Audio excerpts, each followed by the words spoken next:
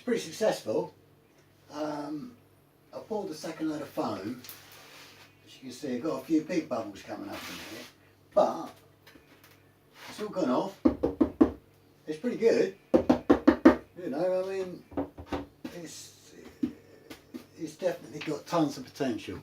But while I've been doing this, I've been working on making a glue out of potato starch.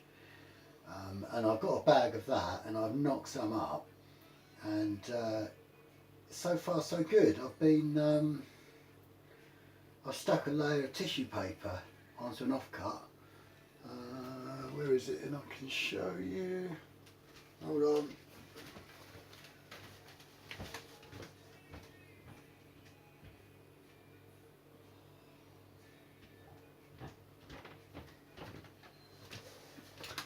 Okay, here we go.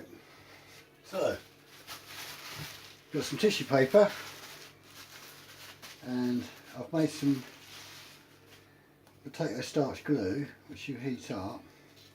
That has made quite, I don't know if you can see that, quite a nice skin. You can see where the bits of foam have just stuck through, so it's a slight roughness to it. But the main thing is that this is going to stop the resin from sinking into this open cell structure here. It's not like this, the outside, which has got closed bubbles, so the resin will just sit on top of that. You try and pour it in here and it'll just fill it up, and it'll just be like surfing on a paving stone.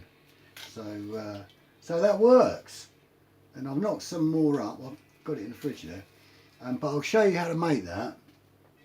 But it works. That was just an experiment to see how it goes. So it's pretty good really if you look at it, because you know, that's the colour of the tissue paper. It's pretty much the same colour. So I'm going to get some yellow tissue paper, sand it down, and we're going to, with our paintbrush, which is here, ta-da! So we shall just smear that like that. Probably then fold it over that way, and then on the back again. But yeah, I think one sheet of yellow, and that is pretty good. Quite pleased with that. So I don't think it's going to burst into flames yet. Anyway, onwards and upwards. Right, what I'm going to do now is take my saw, and then I'm going to do some practical kitchen work with my rip saw. So bear with me. Now this is how we roll.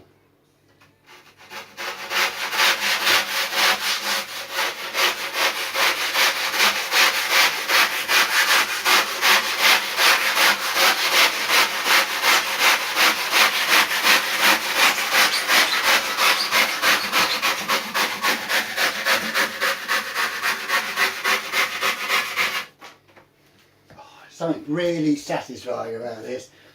I would definitely, if you're going to do this, that's nice, and it's not a bad bubble structure, just take thin slices, right? Don't go too mental, because you can sand this stuff down quite quick.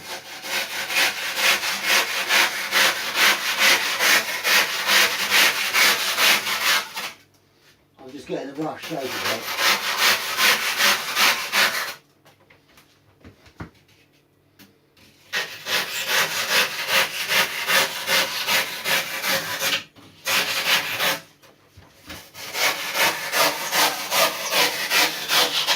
This bit at the back here, that's where there's a big, you can still see it, there's a big hollow behind here. That's brilliant. Let's pack that out. When we get some glass on that, that'll be really good. Now the other good news is,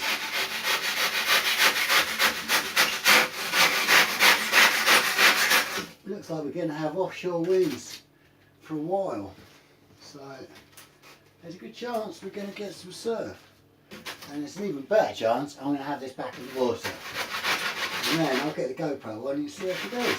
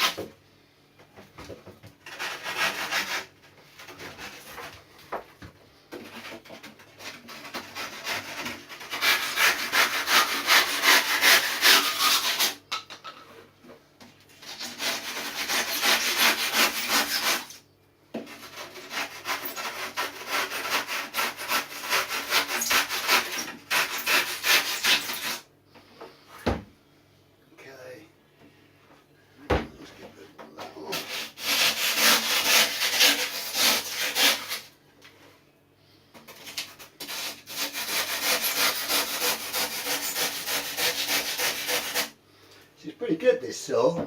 Cutting this, you can get it pretty good.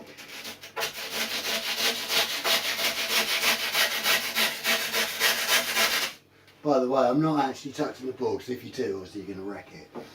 So, okay, now what we've got in front of us is a surfboard coming out slowly but surely, and it's taking its original shape. So we're going to see what it looked like when it first popped out the factory. Oh, it's still popping, look. Back in 1984, so we're now 2018. It was February 84, so yeah, plenty. Right, let's do this side.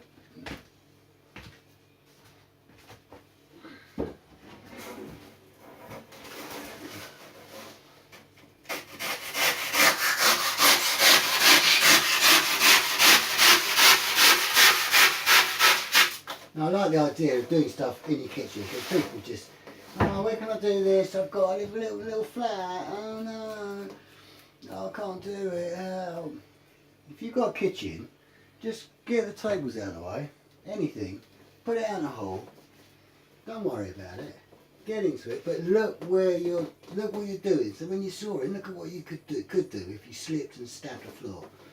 Just be aware of your surroundings.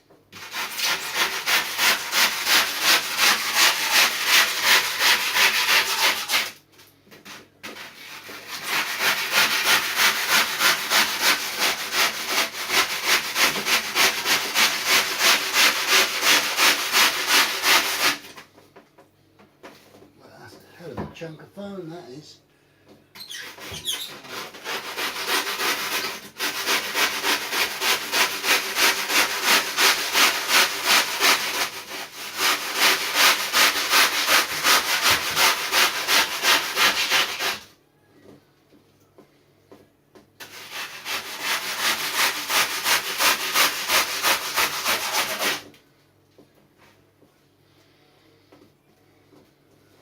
Wow, this is just going to be so good.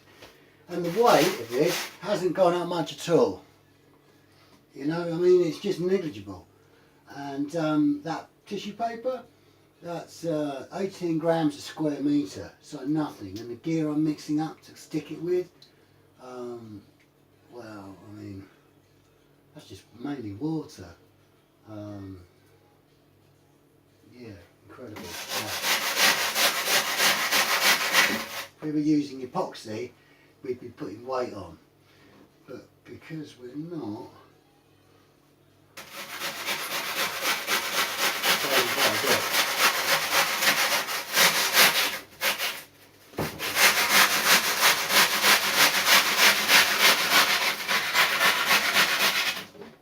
the bits we filled, I mean, they were completely crated in,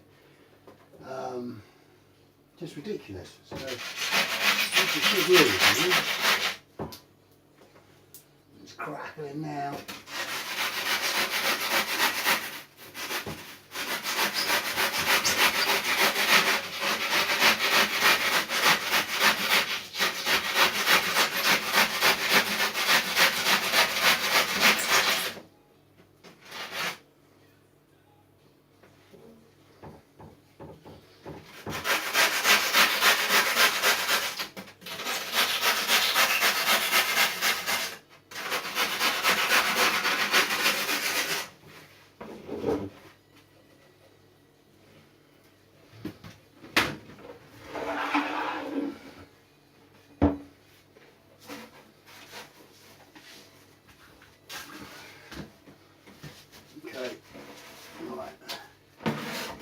See, this is what kitchens were made for. Look, wedge your surfboard into the corner and cook your dinner later. I mean, how fantastic. Isn't life good, guys? Right.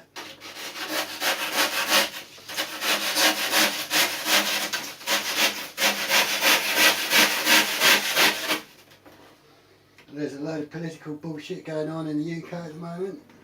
And it's all going on, it's on the TV in the other room. Honestly, it can get fucked. We got surfboard business to do, and this really is a business. So let's just.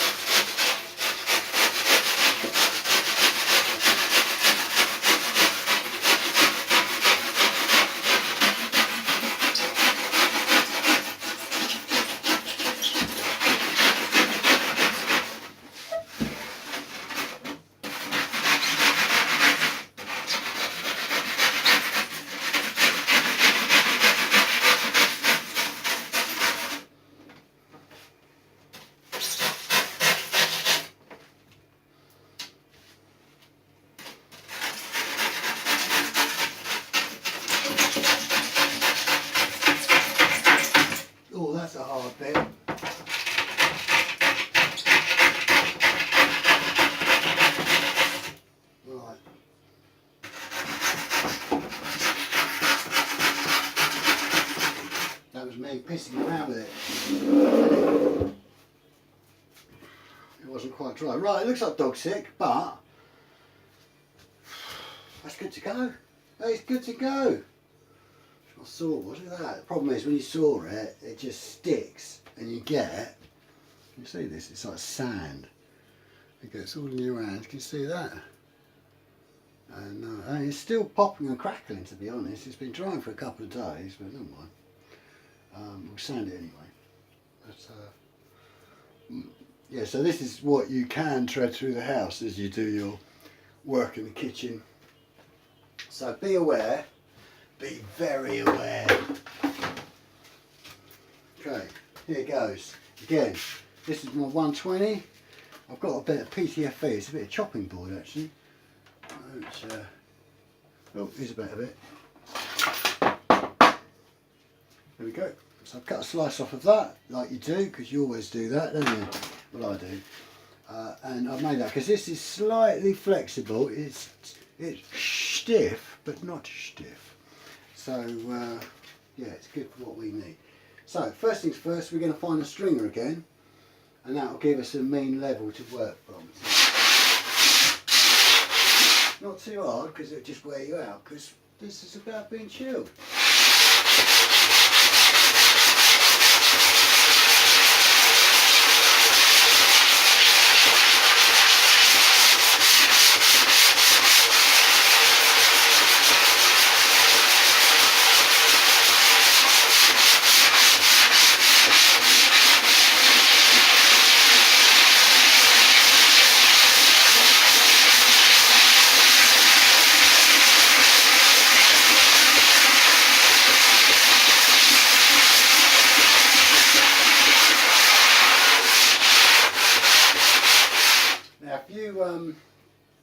You get involved in sanding an area down, you might find that when you come away from that, it's got a bit of a dip going on in there.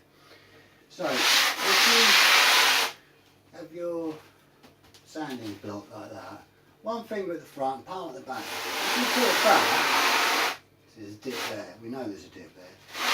You'll feel it undulate under your hand, so you'll get to know where the rises are and where the low bits are. So, low bit there, we can see that. But if you do that, right, shut your eyes, you can pick it out even better. When you get to a spot, put your finger down. So here we go, look, and you can even see that. That's blatantly obvious. So.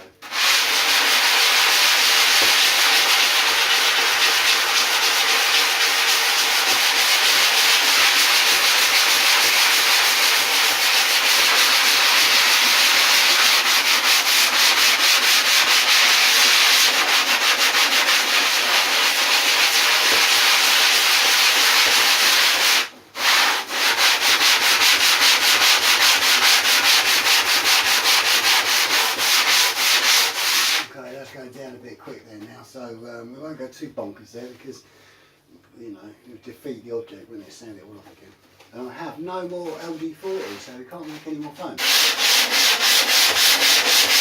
So what we got, we're going to stay with, we're going to fix with tissue paper.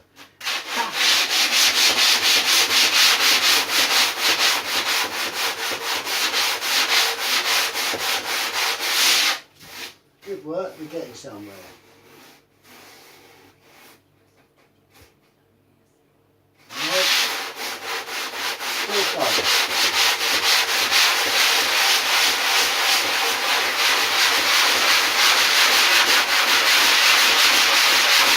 If you get your fingers on this and you rub it around, then I'll get hot.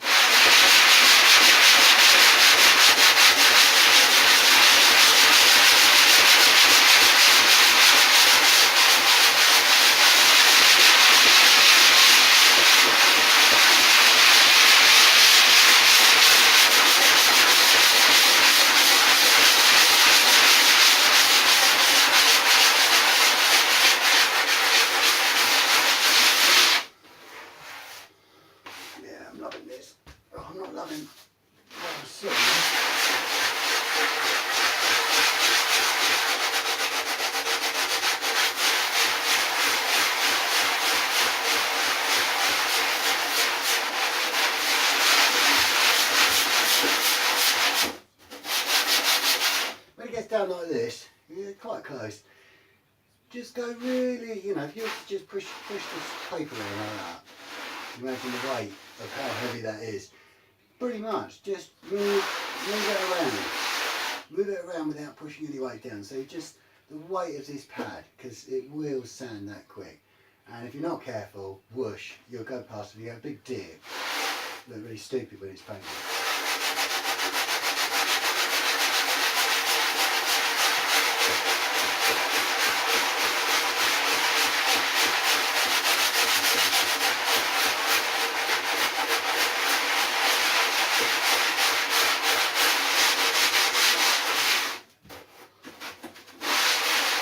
Now you can just about see here, I don't know if you can see from up there, but I'm beginning to expose my stringer, and it goes into the dark bit. So there's an old bit of dark wood from the 80s there, and then it comes into mine. Mine's a bit of beech. Ah, it'll do.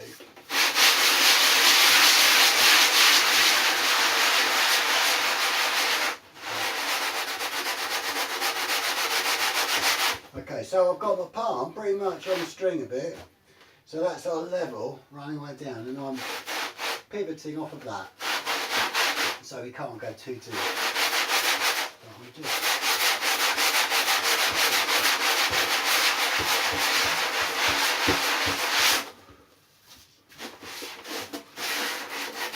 Next thing I do is to run along the inside here, where the glass has just been cut down. Again, not pushing, just using it as a guide normally. Maybe touching it with your fingers.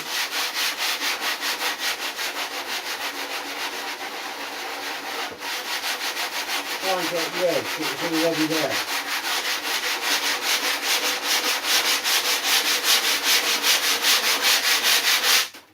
It's going a bit ridiculous back here, but we're really getting somewhere now.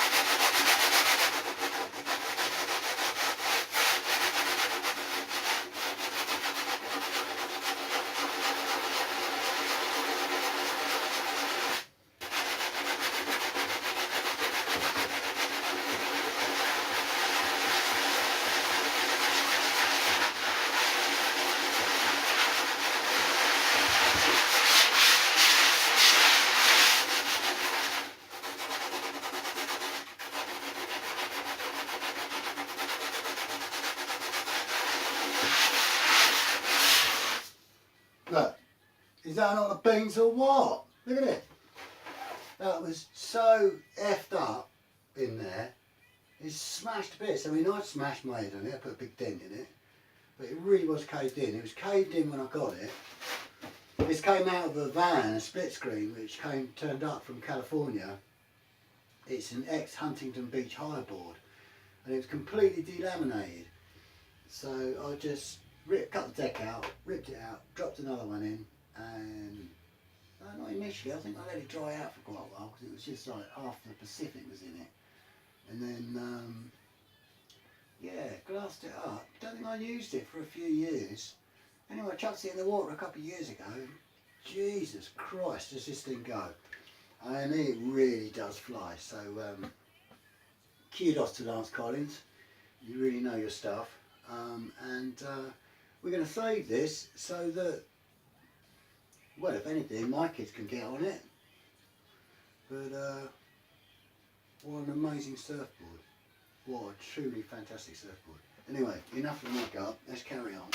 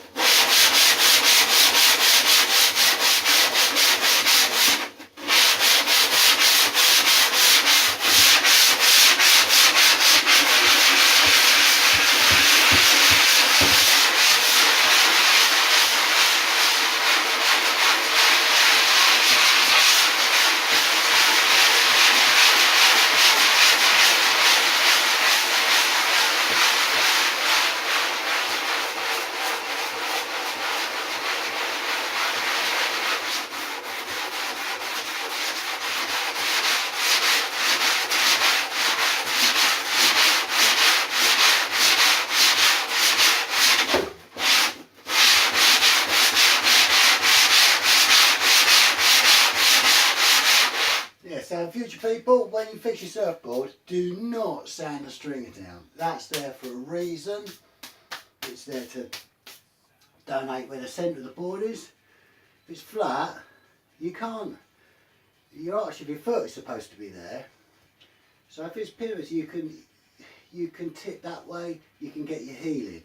When it's flat, you're like, it's really hard. So you really need that slight rise and a roll off the stringer for proper turns.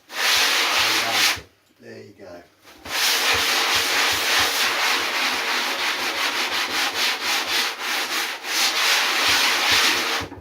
I know it's not the same with the longboard, but you know, it's a different thing altogether. And I know anyone longboard is, we ain't going to go there with that one.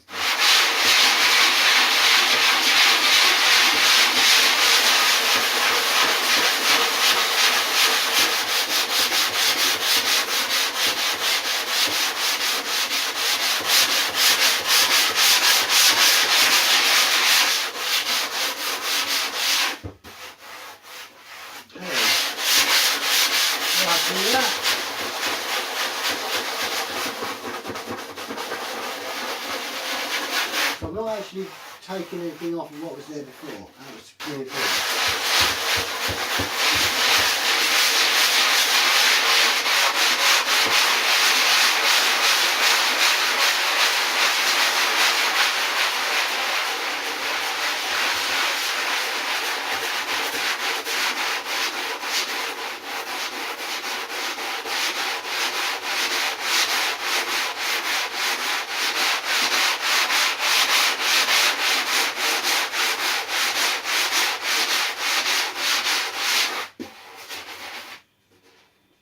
Now when you want to find out where the stringer is, you can use your nail, and we're pretty close now. Before it's just like pushing down on a flip-flop. That's pretty close. Do not put your nail in this bit.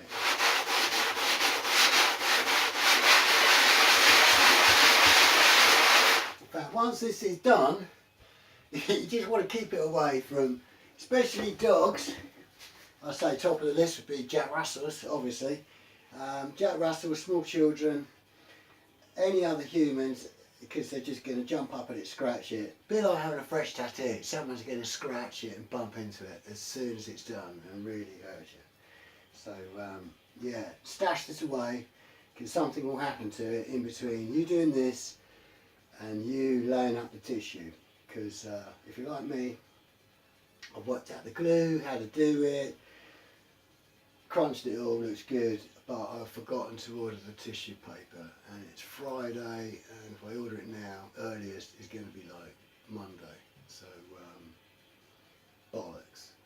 Never mind, I'll do this today and then spend the weekend doing absolutely sweet Fanny Adams, glancing over at my Lance Collins here, and that'll urge me on to get it finished up on Monday. But then I've got to build a UV lighting rig, because we're going to be mixing in UV activated flakes into our polyester resin to do the laying up of the cloth. 2 layers of 6 ounce polyester resin, but it's going to be pre-mixed with a solar activator. But what I'm going to do is I'm going to build a like a light bar on some aluminium box with maybe 3 or 4 LEDs of the right wavelength, like between 360 and 380 nanometer, which kind of hurt your eyes a bit, but quite a deep purple, I guess, in the spectrum. Anyway, the kind of thing that like sun tanning booths and banknote reading and all that sort of thing. So I'll make that, and then once we do the resin, should be able to just hold this over or suspend it, and in a few minutes it should have gone off. But we'll do a whole segment on that, and again the glue and the tissue and all this. But I'm just letting you know while I get my breath before I put the kettle on. But anyway, I'm going to crack on with this. I'll put this back on again in a minute, and I'll show you where I've got to.